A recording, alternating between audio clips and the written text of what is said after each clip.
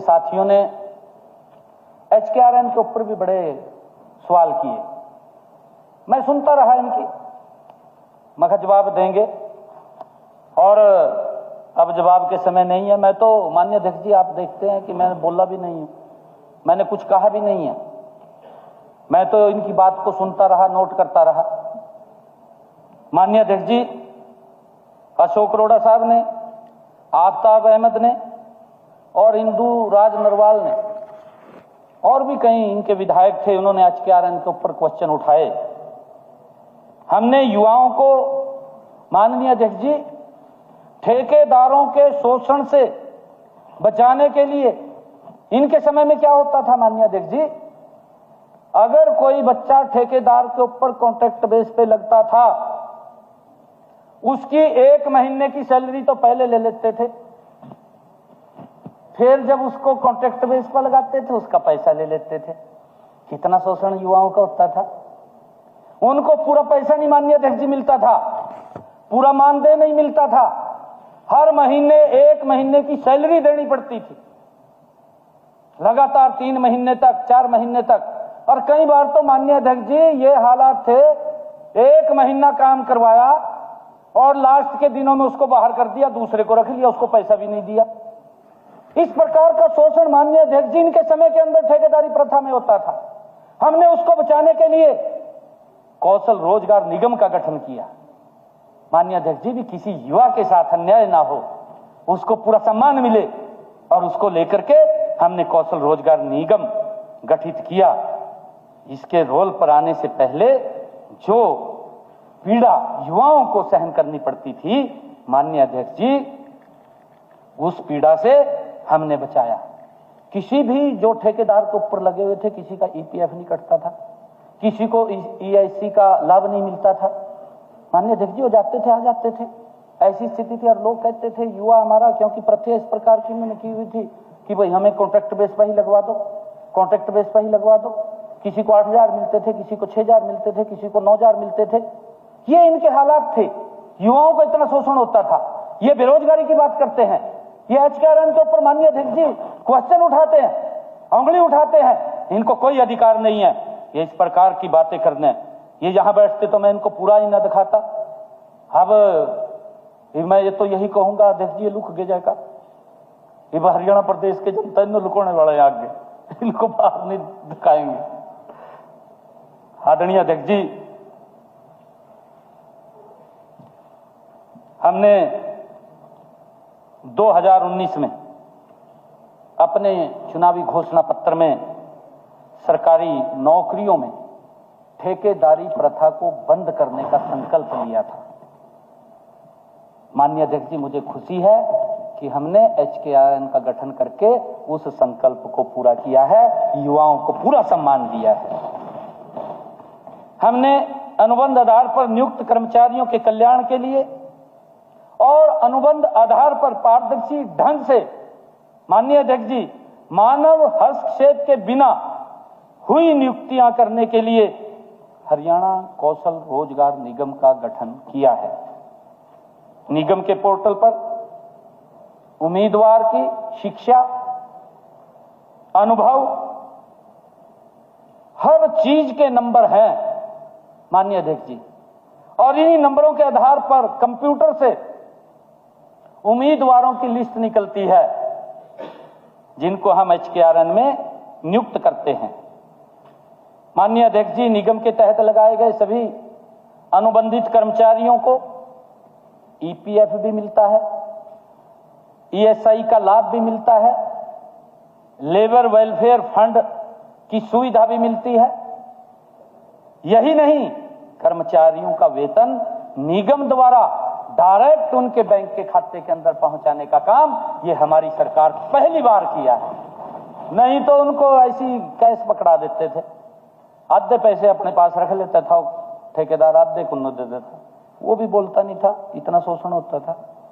माननीय अध्यक्ष जी, हमने उन कर्मचारियों को जो HKRN के अंदर जो कर्मचारी नियुक्त हुए हैं माननीय अध्यक्ष जी, उनको आयुष्मान भारत चिरायु योजना का लाभ भी देना हमने शुरू किया है। जिन हमारे परिवारों की वार्षिक आय 3 लाख रुपए तक है, ऐसे परिवारों को भी हमने इसके अंदर नॉमिनल चार्ज लेकर के इस योजना का लाभ उनको दिया कि 1500 रुपए वो देंगे और उनको 5 लाख रुपए तक का लाभ देने का काम ये हमारी सरकार ने किया है, मुफ्त में उनके साथ जोड़ने का काम किया है। माननीय अध्यक्ष जी, निगम द्वारा भर्ती किए गए युवाओं के लिए हमने सालाना 10 आकस्मिक अवकाश और 10 मेडिकल अवकाश का प्रावधान भी हमने हमारी सरकार ने किया है। आदरणीय अध्यक्ष जी, मुझे खुशी है कि हमने पिछले दिनों ही जो महिला दिवस के अवसर के ऊपर हर महीने एक अतिरिक्त विशेष अवकाश का प्रावधान भी हमने उसके अंदर किया है। महिला कर्मचारियों के लिए मातृत्व अवकाश की सुविधा भी हमने दी है। हरियाणा कौशल रोजगार निगम अब सरकारी क्षेत्र में माननीय अध्यक्ष जी अनुबंध आधार पर मैन पावर की नियुक्ति के लिए एकमात्र ये स्रोत बन गया है। कहीं किसी विभाग के अंदर किसी को किस प्रकार का स्किल व्यक्ति चाहिए, हमारे पास HKRN के पोर्टल के ऊपर पूरा का पूरा डाटा है। हम तुरंत वहां से उठा करके बिना किसी भेदभाव के उस विभाग को भेज देते हैं। किसी का कोई 5 पैसा नहीं लगता, किसी का कोई शोषण नहीं होता। माननीय अध्यक्ष जी, ट्रांसपेरेंसी आधार के ऊपर एक गरीब परिवार का बच्चा भी हरियाणा सरकार के अंदर काम करना शुरू कर देता है। ये व्यवस्था हमने खड़ी की है। माननीय अध्यक्ष जी, हमारी सभी भर्तियां पूरी पारदर्शिता के तरीके से हो रही हैं, बिना किसी मानवीय हस्तक्षेप के हो रही हैं। हमें गर्व है इस बात का। एक टेक इन बिल्ड ऑनलाइन प्रक्रिया द्वारा की जाती है।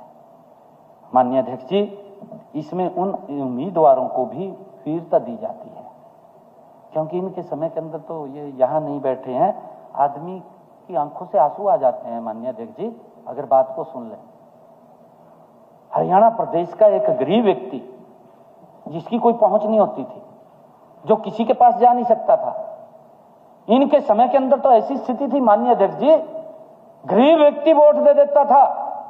अगर कोई उसको आवश्यकता पड़ जाए, इनके दफ्तर के अंदर नहीं घुस सकता था। माननीय अध्यक्ष जी, धक्के मार करके बाहर निकाल देते थे, बात नहीं सुनते थे, वोट ले लेते थे। माननीय अध्यक्ष जी, नौकरी की तो बहुत दूर की बात है, वोट लेकर के गरीब व्यक्ति को हरियाणा में नौकरी नहीं मिलती थी। इनके समय के अंदर ये हालात थी, परंतु इस HKRN पोर्टल के माध्यम से माननीय अध्यक्ष जी, इसके अंदर हमने ये सिस्टम किया है कि जिन परिवारों की आय 1 लाख रुपए से कम है, ऐसे परिवारों को चुन करके उस परिवार के अंदर रोजगार देने का काम इस HKRN पोर्टल के माध्यम से होता है, बिना भेदभाव के हो रहा है। माननीय अध्यक्ष, कोई हस्तक्षेप नहीं है मानवीय। ये क्वेश्चन उठाते हैं, इनको अधिकार नहीं है माननीय अध्यक्ष जी ये बातें करने का, ये सुन नहीं सकते, बातें सुनने की इनके अंदर कैपेसिटी नहीं है। ये खोखले हो चुके हैं अंदर से, इनके पैरों तले जमीन नहीं है। माननीय अध्यक्ष जी, ये कैसे बैठे यहाँ पर? ये बैठ भी नहीं सकते। ये तो आरोप लगाने के लिए आते हैं, अपनी हाजिरी लगाने के लिए आते हैं। माननीय अध्यक्ष जी, बड़ी दुखदायी बात है। हमने 1 लाख से परिवार जिनकी इनकम कम है, ऐसे लोगों को चिन्हित किया। चिन्हित करके आदरणीय मनोहर लाल जी ने कहा कि जिस परिवार के अंदर अंधेरा है, उसके अंदर एक दीपक जलाने का काम करें, उसके प्रकाश देने का काम करें, और गरीब परिवार के घर के अंदर नौकरी दे करके ये काम हमारी सरकार योजनाबद्ध तरीके से कर रही है। माननीय अध्यक्ष जी, इनको तो दया भी नहीं आती गरीब व्यक्ति के ऊपर। ऐसे लोग हैं, तभी तो इनको बाहर किया है। माननीय अध्यक्ष जी, आज भी अपने आप चले गए बाहर, ये बाहर ही है, ये अंदर नहीं आएंगे, ये बाहर ही है।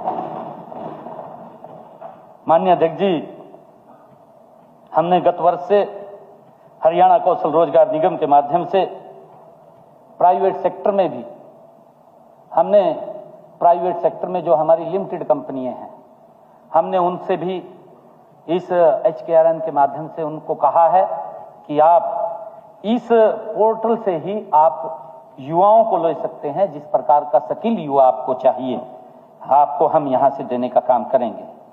इसके लिए उनका कौशल प्रशिक्षण भी किया जाता है तथा प्राइवेट सेक्टर में नियुक्त माननीय अध्यक्ष जी नियुक्ति में मदद करने की सेवाएं भी हमने शुरू की हैं। हमने उनसे बातचीत की है, कि आप हमारे HKRN दे सकते हैं, हमारे हरियाणा के लोगों को वरीयता उसके अंदर मिलेगी। माननीय अध्यक्ष जी, हमने पहले विधानसभा सत्र में ही अनुबंधित कर्मचारियों और तकनीकी शिक्षा, अतिथि शिक्षाएं और कॉलेज के एक्सटेंशन लेक्चरर व अतिथि अध्यापकों को की सेवा सुरक्षा भी हमने प्रदान की है। हमने पीछे कहा था माननीय अध्यक्ष जी। माननीय अध्यक्ष जी, जो CT की बात है उसके ऊपर भी इन्होंने काफी क्वेश्चन उठाए हैं। हमारे कुलदीप वत्स जी विधायक, श्री बलवान सिंह जी दौलतपुरिया, श्री नरेश सेलवाल, शीशपाल केहरवाड़ा और आदित्य सुरजेवाड़ा, CT के ऊपर इन्होंने काफी बातें कही। माननीय अध्यक्ष महोदय, हमने कॉमन पात्रता परीक्षा की सभी तैयारियां, मैं आज आपके माध्यम से ये कहना चाहूंगा, अपने CT के भी सभी युवा साथियों को आज ही कहना चाहता हूं कि हमने CT की पात्रता परीक्षा के लिए सभी तैयारियां पूर्ण कर ली हैं।